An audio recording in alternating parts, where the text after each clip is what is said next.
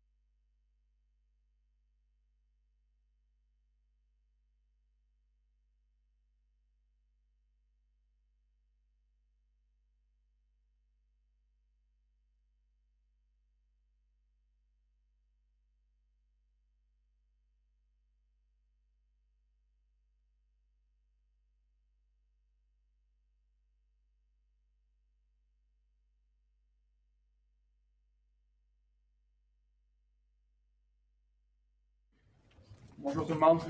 Good afternoon, everyone. General Manager Steve Staios here. He'll take questions. You maybe just start with generally kind of summing up what's happened in the last couple of days. Plenty of conversations. I think we took the approach with this deadline that it was an opportunity, like always, to try and make our team better. So we looked at just about everything. At the end of the day, we feel very good about our team and the direction that it's moving, the way we've been playing more recently in particular.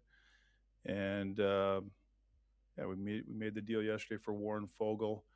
Add a little more speed to our lineup. There's some variability with this player on where he can play in a line and what he can bring to a team.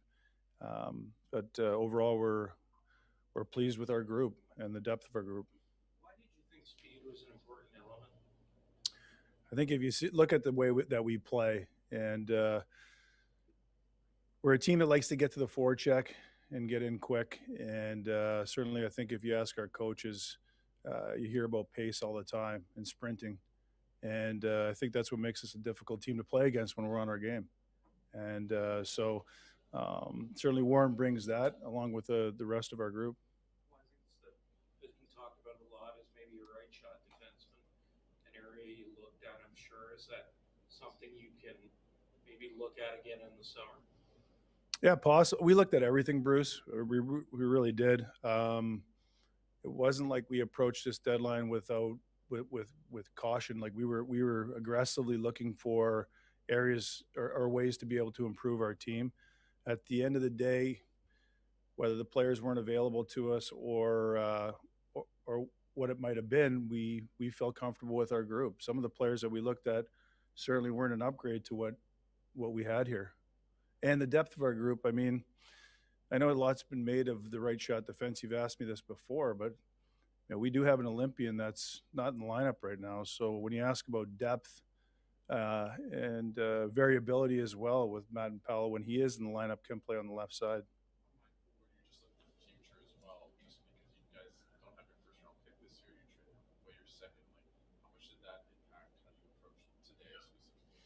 Always mindful of the future, but it didn't hold us back from anything. It wasn't like I was in on anything, Alex, where I thought, I wouldn't do that if it wasn't going to improve the team. So it just there just weren't those type of deals out there today.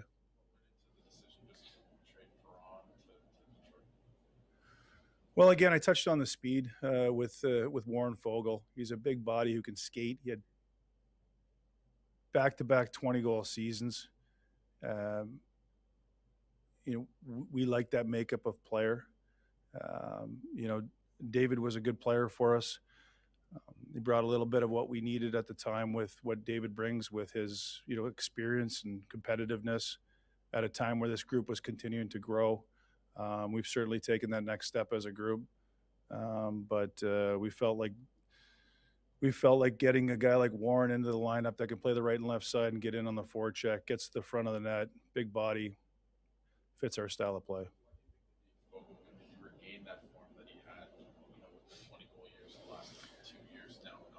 Well, I think if he was on a 20-goal pace this year, he wouldn't have been available. So sometimes you have to take a look at what the makeup of the player is and was the fit right? What's the timing of it? There's always a bit of a question when a good player like that is available. But we feel like just because the makeup of that player in particular, and the way he plays the game and our style of play and the way our coaches like to play, we feel like it's a good opportunity for him to get back to his game and for us to get a very good player. Steve, just to piggyback on Alex's question about improving draft picks, you don't have a second or first round pick this year.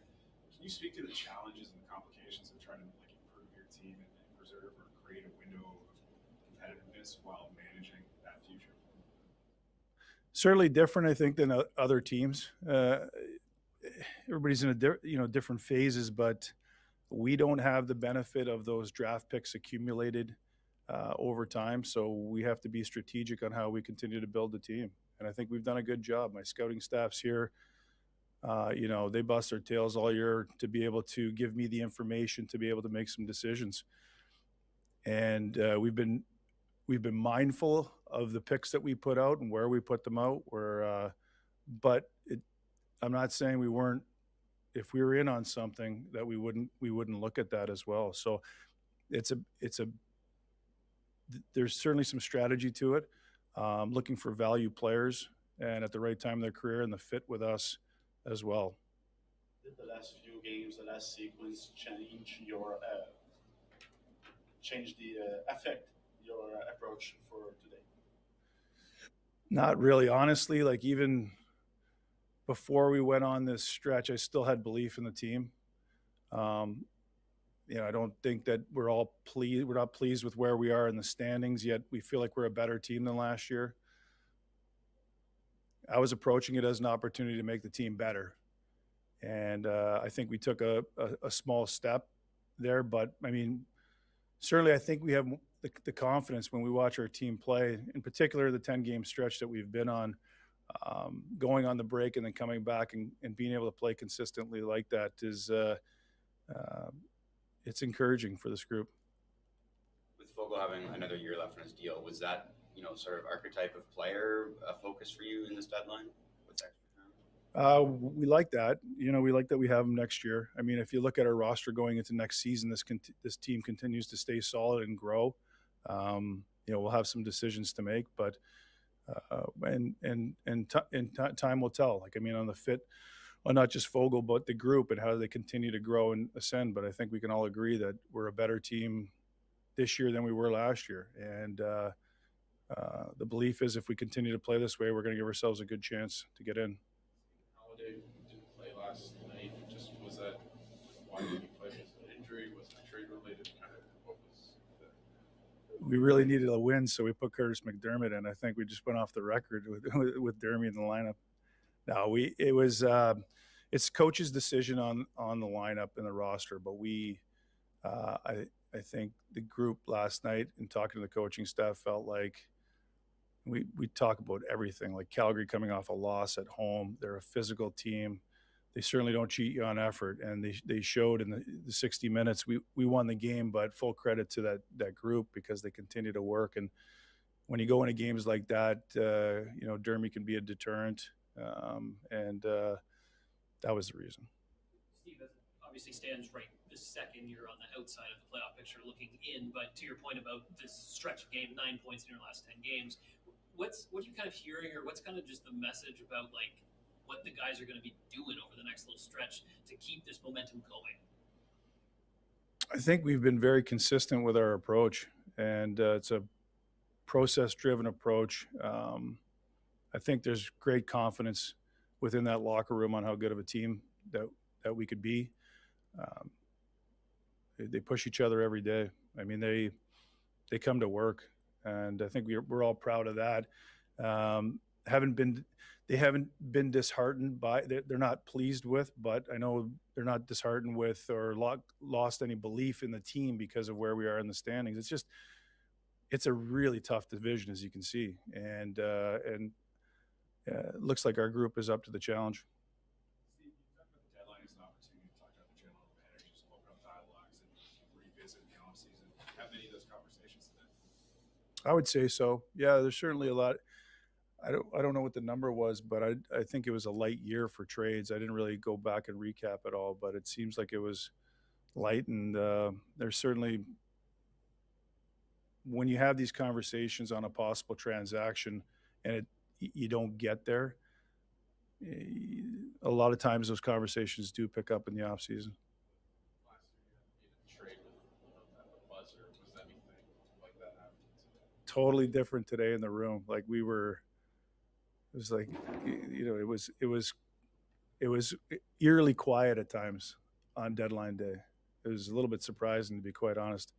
And we probably looked at it. It was about 2:30. We still had about a half hour left, and recalled what we were doing last year at that time, and had a couple of things on the go. And it was completely different this year. And I've talked to you guys about that. Like, on the inside, when you're in there, there's different years bring different opportunities or not. And I think it's important for our group, when we look at things, not to force things, be very honest about where we are with our team, and not look just to make trades just to make trades. Any idea as to why maybe this year was required, just not your team, but around the league as well? Haven't given it a lot of thought, but I would assume that so many teams feel like they're in it or pleased with their team, and maybe looked at it a little bit like us, where there's a player that we could look to possibly acquire, and then we look at the player that we have or how it would affect, and just didn't have a great deal of effect. And I think a lot of teams probably went through that process the way we did, and we hammered away at it. Like, because there was nothing, I think we even got even in more detail on trying to get creative to see what might be available or what might fit. And it was a good day. I was proud of the process. These guys, again, they work extremely hard. Have you had a conversation with your leadership group surrounding the trade deadlines or your vision about the trade deadlines? Yeah, for sure. Yeah, no, I have open lines of communication with not just but with the players, mostly the veteran players, where I don't go into detail. I don't think that they really want to know, but they know my approach. You are 30th in save percentage.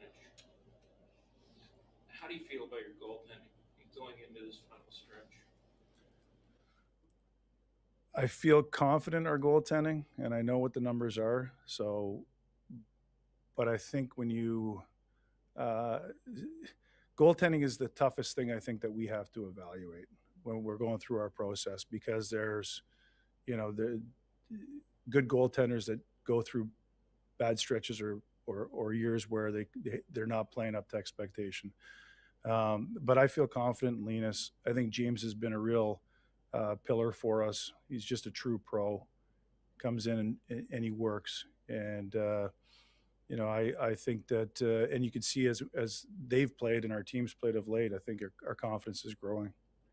Into the goaltending position to add at the deadline? We looked at everything, really. I think, yeah, we certainly did. I have to be honest. We looked at everything in every position, and we feel comfortable with what we have.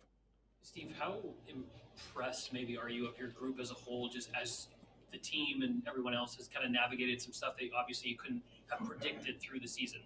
Linus taking his personal leave, the post-Olympics stuff, just a lot of noise. How impressed are you with the team as they've navigated through some of these things this year? I think when you're a professional athlete, you grow accustomed to having to deal with that. Certainly, I think this year we were probably a little bit more intense at certain times. The group cares for one another. I think they know that they have my support and the organization's support, which is helpful when you go through times like that. And we do our best to block out the noise. We enjoy being at the rink. We enjoy competing together. We try not to let anything outside of that room bother us. Now, but there's times for sure where it was a little bit more intense. But I think the culture that we've created here with the honest and open communication and the support, I think certainly helps our players feel more comfortable going through those situations. Steve, you obviously had a very important win last night in Calgary, and you have a number of expiring contracts at the end of the season, like deaf guys. UFAs. How important was last night's result? Did you ever have serious conversations about potentially selling off some of those UFAs? Not really. No, I think when you look at it, if our team was 4 points better or 8 points better in and around, you'd probably be looking for players that I have now on our team that are expiring, to be able to play these minutes and play these games and play in these situations down the stretch. So I was comfortable getting through the deadline without making any moves there. I just got to stop you because no press conference would be complete without this question. Is there any chance of getting your first round pick back, or? You are relentless. That is not in my area. If you know what I mean. I think if those conversations are going on, I don't know about it. I'm managing the team under the circumstances as they are now. No. Thanks, guys. Yeah, appreciate it. I can't believe they were going to let you go.